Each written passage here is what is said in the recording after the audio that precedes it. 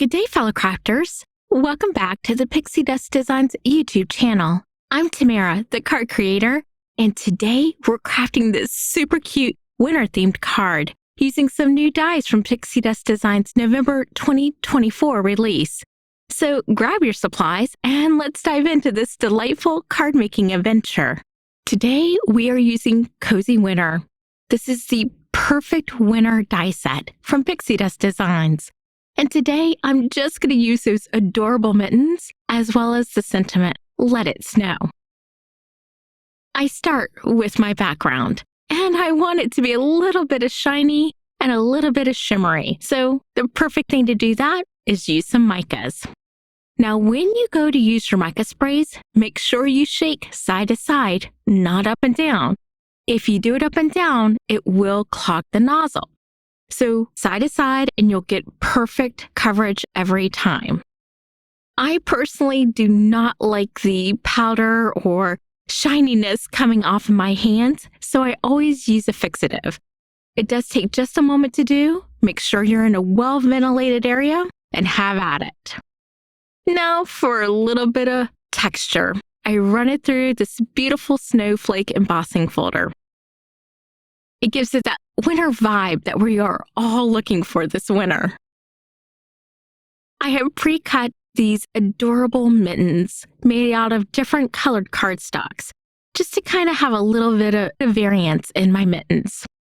It takes me just a moment to decide how I'm going to decorate these. So, as you can see, we have trees, we have little zigzags, we have stripes. The world is your oyster with these little adorable mittens.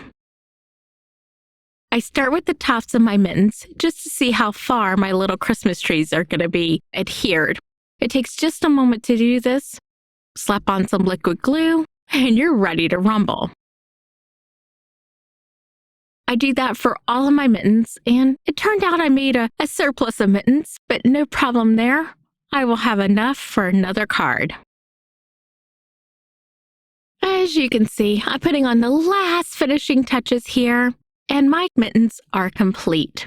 There's a couple little zigzags that I just need to tune up a little bit, just so there's no overhang. So I just simply turn my little mitten over, cut the excess off. Voila, good to go. Here, I just kind of place my mittens where I think they're going to look perfect.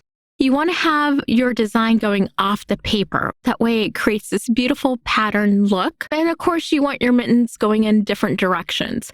So I'm kind of placing how many I think I'm going to need. I do have some extra mittens to the upper right, just in case I need it. So I've adhered my mittens, just trying to see if it looks good just straight, or if I need to cut it down some more and use either white or black as my border. The white looks good, but it kind of gets a little lost with some of the cuffs of the mittens.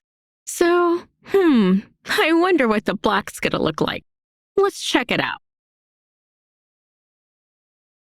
Yep, black it is. So I adhered the black cardstock to my base. It takes just a moment to do, and then I adhere my creation already cut down to the black cardstock. How I do this is I always center 3 out of the 4 sides because I know I can always cut the 4th side if need be. And that is what I did in this case, and I will cut the bottom panel prior to finishing my card.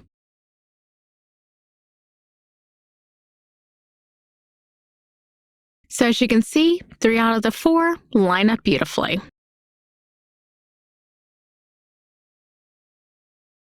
I put a heavy block on top just because there's a lot of texture and dimension there between the embossing folder and those mittens. Now, on for my sentiment. Do I want to put them directly onto my card? No, I kind of felt like it got a little lost there.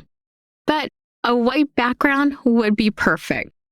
So I have this adorable stitched circle die. And I want to make sure it's all going to fit in there before I cut it out. Finagle it just a hair. Yep, It works.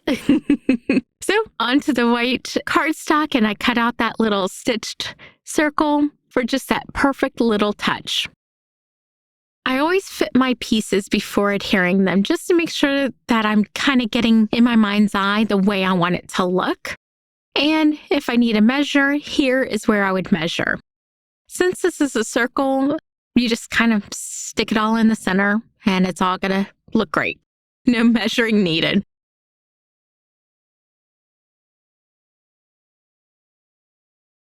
I start with the center, then work my way out.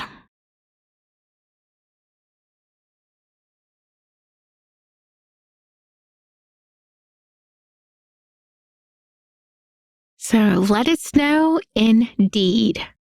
I hope you are enjoying your winter so far and that the snow is not getting you down.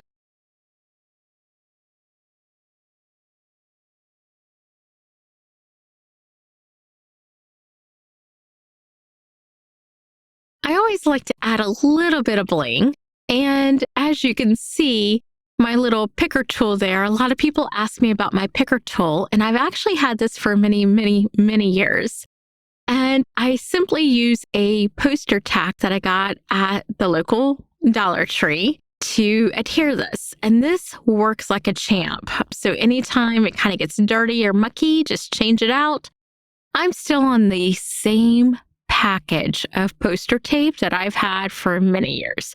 So it's a pretty good investment if you decide to go this route.